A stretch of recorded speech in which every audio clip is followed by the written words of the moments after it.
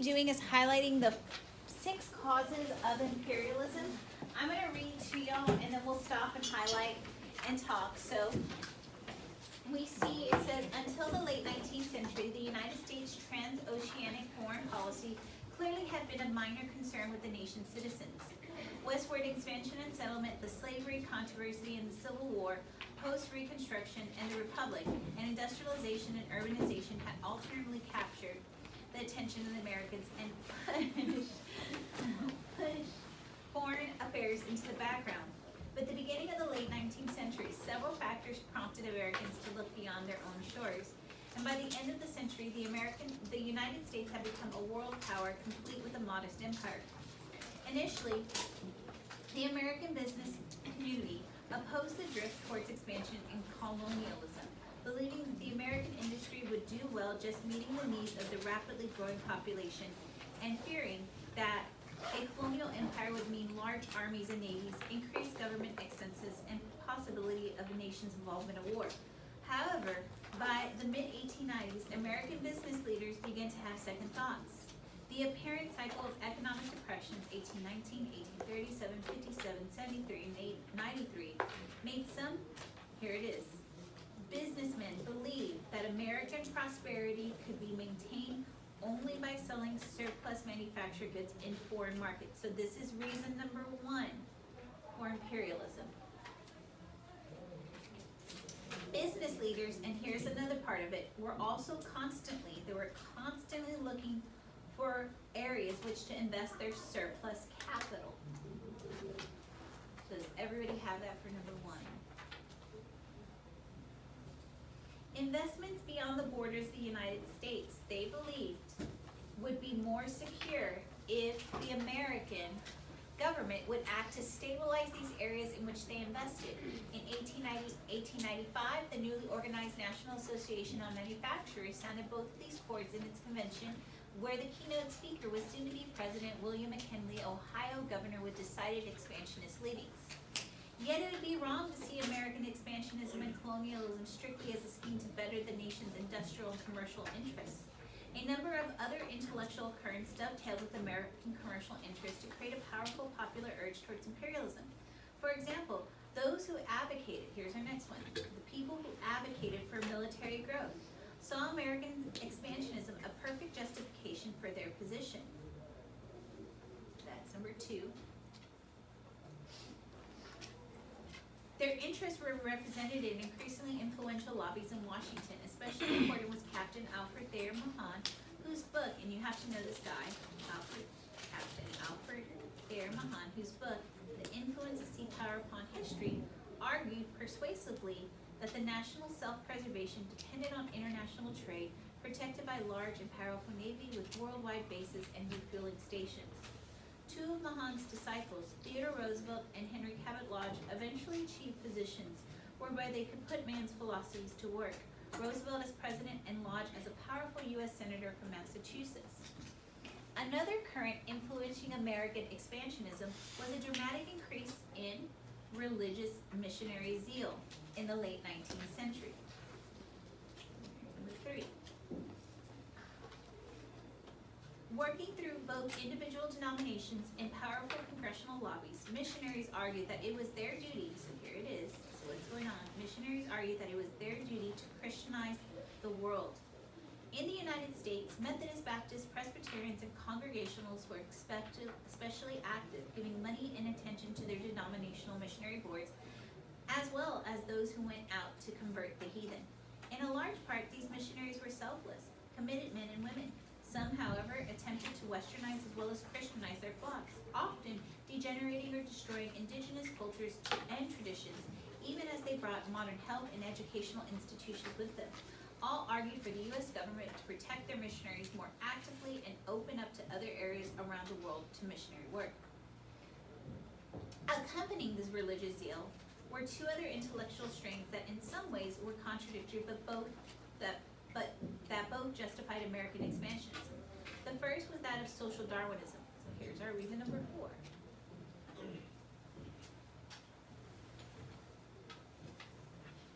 An application of Charles Darwin's theories of biological evolution to human affairs.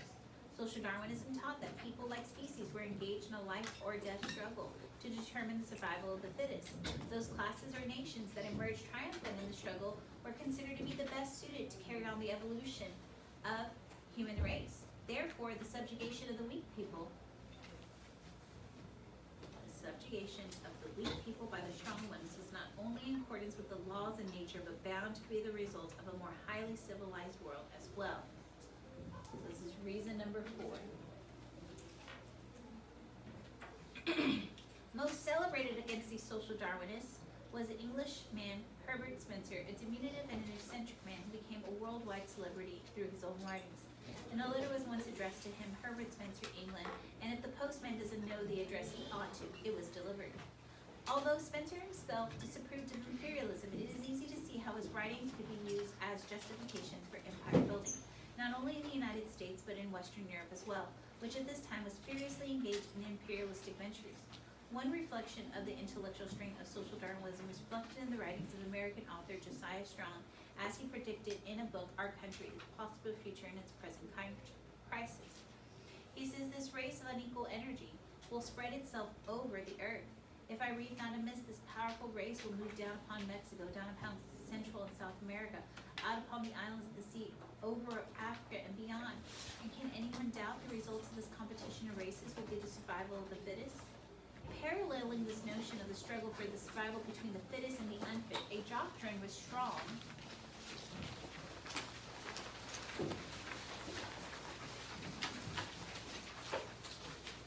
racial overtones was the concept of white man's burden. And y'all should have seen this last year in world history when we were talking about Africa. We read a poem, Rudyard Kipling's White Man's Burden. It says this concept held that it was the duty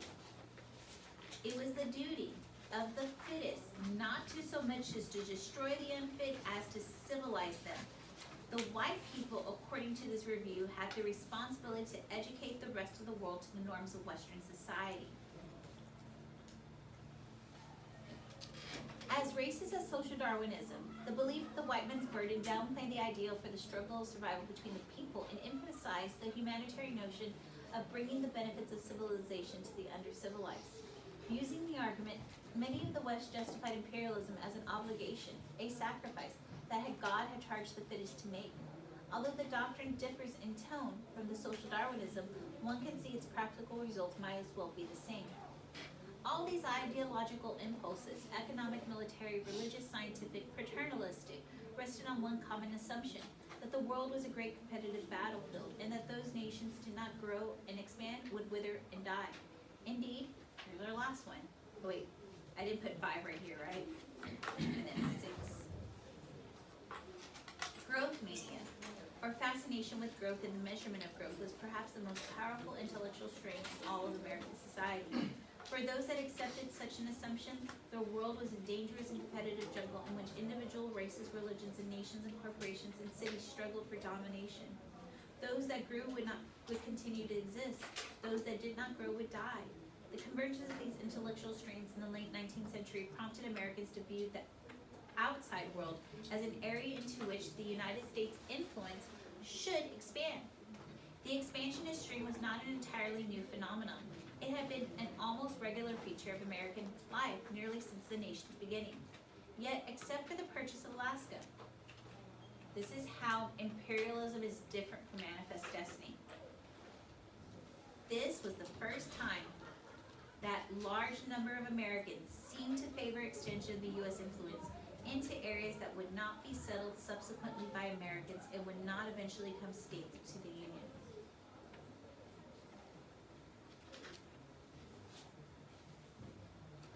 So manifest, we moved west, did they become states?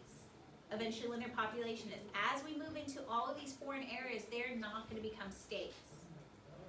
In that same sense, American imperialism in the late 19th century was a new phenomenon, different from the previous expansionist impulses.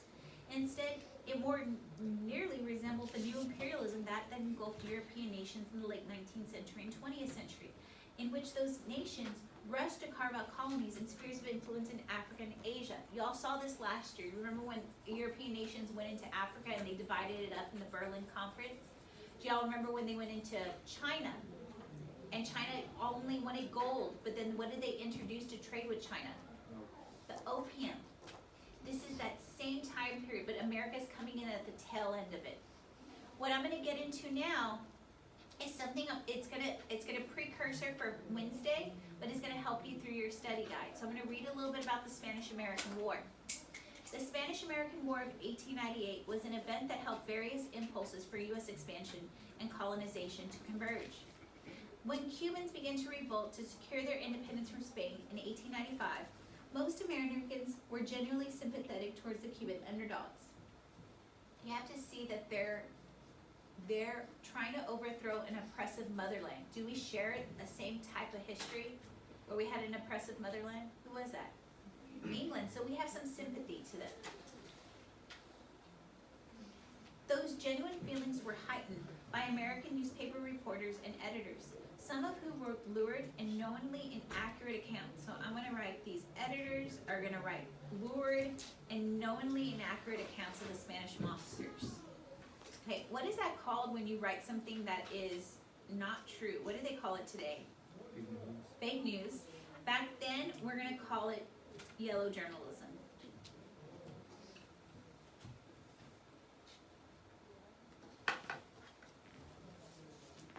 They wrote lurid and inaccurate accounts of the Spanish monsters and the poor determined Cubans. President William McKinley tried to pressure Spain into making concessions and sent an American battleship, the Maine, to Havana on a courtesy call. In an obvious move to underscore the United States' position towards Spain. But on February 15, 1898, the Maine blew up in Havana Harbor. Okay, there is a trend in American history. Anytime a boat is blown up, we are going to go to, in World War II, what were the boats that were blown up? Pearl Harbor. In World War I, do y'all remember any of those boats from last year? Not Titanic. Lusitania and the Sussex. Do y'all remember the War of 1812? Why were we upset with boats? Impressment. And eventually when we get to Vietnam, the USS Maddox will be attacked.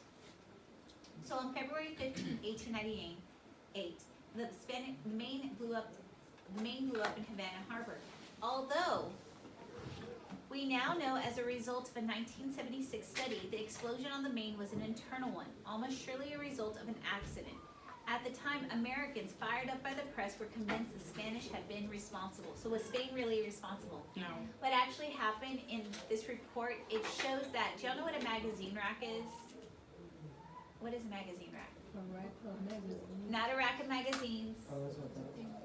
It's with guns and ammo and stuff. This magazine rack. Right. Okay. Not like, because y'all have a magazine that could go into a gun. But a big magazine rack within a boat contains all of its ammo. There was a problem within their ammo room that self-exploded. So was it really the Spanish? But the newspaper, are they going to encourage it? Yeah. Okay. So yet the war with Spain did not come immediately, and in the opinion of some, was not inevitable, even after the Maine incident. However, on April 11, 1898, after 2 months of demands, negotiations, and arguments in which sometimes appeared the war might be avoided, McKinley and Congress asked Congress for an authorization to intervene in Cuba in the name of humanity and civilization. On April 20th, Congress granted authorization and the Spanish-American War began. If the Spanish-American War had not begun in an imperialistic venture, the convergence of these economic, military, religious, and racist impulses mentioned previously and the weak conditions of Spain gave American leaders the opportunity to use their war and victory as an expansionist purpose.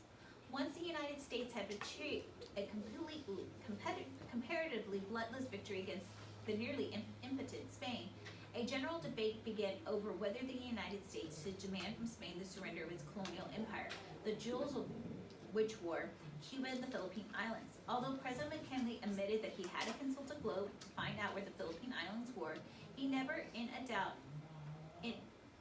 was never in doubt that they should become part of the new American empire. McKinley thus pressured the Spanish to include the surrender of their empire to peace treaty, signed in Paris on December 10, 1898, and submitted the treaty to the U.S. Senate on January 4, 1899. After a brisk debate in which the opponents of the acquisition charged that acquiring the colonies were against American history and morality, the acquiring of the Philippines would embroil the United States in future wars, and the Filipinos would be able to migrate to the United States, where they would compete with American labor. On February 6, 1899, the Senate ratified the treaty by a vote of 57 to 27, just one more vote than two-thirds necessary for ratifying the treaty. Learning of the vote, the exultant McKinley boasted the Philippines would become a land of plenty, of increasing possibilities, a people redeemed from their savage and indolent habits, devoted to the arts of peace, in touch with commerce and trade of all nations, enjoying the blessings of freedom, of civil and religious liberty, of education and homes, whose children's children shall for ages hence bless the American Republic, because it emancipated their fatherland and set them in a pathway to the world's best civilization. The Senate vote, however, did not end the debate on whether the United States would become a colonial power. 2 days before the Senate